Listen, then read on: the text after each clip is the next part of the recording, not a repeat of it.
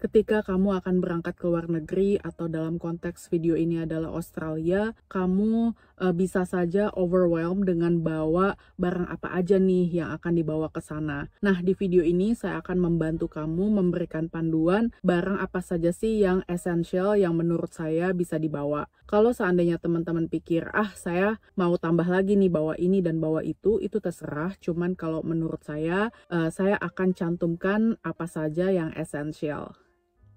Yang pertama yaitu dokumen. Nah, dokumen ini adalah utamanya dokumen perjalanan. Jadi sebelum kamu packing yang lain-lain, kamu mesti memprioritaskan dokumen dulu. Apa yang belum di print, apa yang belum difotokopi. Karena kalau seandainya kamu tidak ngeprint gitu ya, itu takut-takut ya atau jaga-jaga kalau seandainya yang digital itu tidak bisa kamu akses. Sehingga ada baiknya kamu memiliki dokumen fotokopian atau printing dan lain sebagainya. Jadi yang paling penting itu pertamanya adalah dokumen perjalanan. Jadi supaya kamu bisa lolos masuk ke imigrasi Australia seperti tiket pesawat, paspor, dan juga visa dan dokumen lainnya yang relevan yang seandainya kamu akan ditanya gitu di imigrasi. Kalau seandainya kamu diminta booking hotel misalnya atau apapun itu juga bisa dicantumkan. Setelah dokumen perjalanan, teman-teman juga bisa menyiapkan dokumen yang memang sekiranya itu teman-teman akan butuhkan jaga-jaga. Misalnya kayak kalau teman-teman on student visa gitu ya, teman-teman bisa yang namanya bawa perintan enrollment student visa teman-teman. Atau misalnya teman-teman mau bawa ijazah pendidikan terakhir atau apapun. Pokoknya dokumen yang relevan dengan sekiranya yang akan dibutuhkan di Australia. Atau misalnya teman-teman mau nyetir gitu di Australia dan udah punya SIM. Jadi bawalah SIM-nya gitu yang diperlukan. Yang ada di buku internasional, SIM internasional yang sudah diterbitkan oleh Korlantas dan juga SIM lokal ya. Yang berupa kartu gitu. Yang kedua, of course, terkait pakaian ya atau outfit. Jadi yang teman-teman mau bawa adalah pakaian yang kalau menurut saya itu disesuaikan dengan musim kedatangannya teman-teman. Karena ketika teman-teman belanja di Australia juga nggak terlalu mahal, apalagi kalau seandainya teman-teman sudah bekerja dan mendapatkan gaji. Misalnya teman-teman bahkan bisa ke tempat-tempat kayak op shop atau misalkan kayak itu tuh toko-toko second hand kayak gitu juga nggak gitu mahal sih sebetulnya. Dalam rupiah bisa dapat yang 100.000 bahkan ke bawah gitu ya. Tapi ya again itu tergantung teman-teman, pakaian itu preferensi masing-masing. Tapi kalau seandainya teman-teman mau di awal-awal kedatangan musim dingin misalnya dan teman-teman udah punya coat dari rumah, ya udah teman-teman bisa bawa itu. Pokoknya disesuaikan sama musim ketika 1 atau 2 hari pertama untuk kayak kan teman-teman nggak langsung lompat ke shop dong setelah dari bandara itu kan. Jadi persiapan di awal-awal beberapa hari kedatangan disesuaikan dengan musimnya. Dan juga pakaian yang penting lainnya adalah pakaian kerja. Kalau seandainya teman-teman on WHV atau misalkan student visa atau apapun lah yang teman-teman sekiranya akan bekerja di Australia itu ya teman-teman kalau sudah tahu perkiraannya gitu ya mau bekerja di sektor apa, itu teman-teman bisa stok beberapa pakaian. Misalnya kalau hospitality itu biasanya menggunakan celana kain hitam yang kayak breathable gitu ya, dia tidak terlalu panas bahannya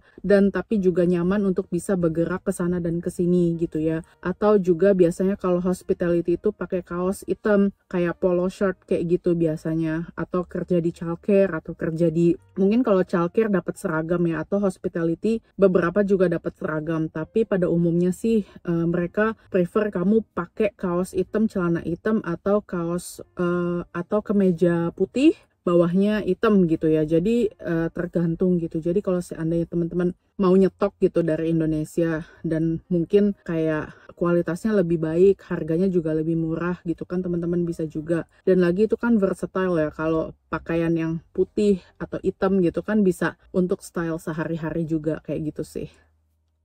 Yang ketiga adalah obat-obatan. Jadi kalau seandainya teman-teman memang ada penyakit dan juga memang sudah terbiasa menggunakan obat itu, sebaiknya memang teman-teman nyetok untuk beberapa waktu ketika teman-teman stay di Australia. Katakanlah teman-teman nyetok obat mata atau obat apapun yang berkaitan. Cuman kalau menurut saya sih kalau memang obat itu ada di counter gitu ya, ada misalnya bisa diakses di apotek yang ada di Australia gitu ya. Mungkin nggak usah dibawa untuk mempermudah imigrasi Australia, karena imigrasi Australia kan memang ketat gitu ya, sehingga kalau seandainya teman-teman mau bawa obat yang khusus dan spesifik itu mesti ada yang namanya resep dokter. Itu kalau menurut saya sih sebaiknya kayak gitu ya, resep dokter dan menggunakan bahasa Inggris. Jadi seandainya kamu ditanya ini obat apa gitu kan, kamu bisa jawab gitu, karena kan ya who knows gitu ya, orang membawa obat-obatan itu obat-obatan apa gitu, bisa dicurigai obat-obatan terlarang. Tapi kalau seandainya kamu ada resep dari dokter, itu kan akan lebih baik dan mempermudah penjelasannya kalau itu sudah on English gitu, in English. Jadi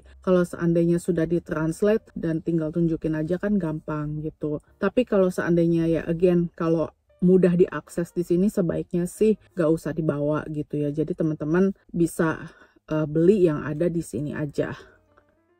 Yang keempat yaitu barang elektronik. Nah, kalau seandainya teman-teman ke Australia, otomatis bawa handphone atau laptop gitu ya. Kalau seandainya teman-teman butuh bikin paperwork kayak TFN, ABN, atau visa lainnya, atau bahkan kayak bikin CV, bikin cover letter gitu kan. Kalau seandainya teman-teman nggak bawa laptop, teman-teman bisa ke public computer spaces yang bisa kayak gratisan gitu ya di library. Misalnya teman-teman bikin membernya library secara gratis, atau misalkan bisa menggunakannya juga secara gratis. Cuma kalau library itu kan teman-teman harus login dulu, bawa masukin password apa segala macam gitu ya, dan kita nggak tahu seberapa aman public computer itu gitu. Jadi kalau seandainya teman-teman ada laptopnya, lebih baik sih kalau menurut saya dibawa gitu ya untuk kebutuhan pribadi. Nah, kemudian teman-teman juga perlu bawa yang namanya plug, yang kayak dari kabel Indonesia ke Australia gitu,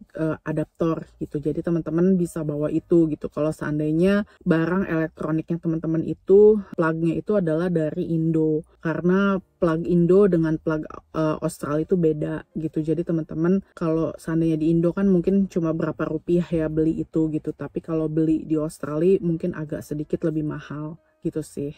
Dan yang terakhir adalah barang-barang yang kamu attach yang ada di Indonesia. Misalnya kamu sudah terbiasa pakai barang herbal ya, kayak tolak angin, ini kita sebut merek aja ya, kayak minyak kayu putih atau apapun itu gitu ya. Kamu merasa ketakutan gitu kalau di Australia kamu nggak bisa mendapatkan barang spesifik yang bisa kamu yang biasa kamu pakai gitu. Tapi kalau yang tadi saya sebut itu sebetulnya ada di toko-toko Indonesia yang ada di Australia, terutama kalau di Sydney yang saya tahu toko-toko Indo itu ada, nggak cuma ada satu gitu, dia ada banyak gitu toko Indo, dan bahkan tuh lengkap banget gitu. Cuman kalau teman-teman merasa pengen lebih hemat nih, pengen bawa, ya udah silakan gitu ya untuk nyetok yang ada di Australia. Atau kalau seandainya teman-teman punya barang spesifik lainnya yang sulit dicari gitu ya di Australia, itu teman-teman bisa bawa gitu dan untuk stok. Kalau menurut saya sih mendingan beli aja gitu untuk memudahkan imigrasi. Tapi kalau seandainya teman-teman kepengen kekeh bawa itu gitu ya, dan ya udah deh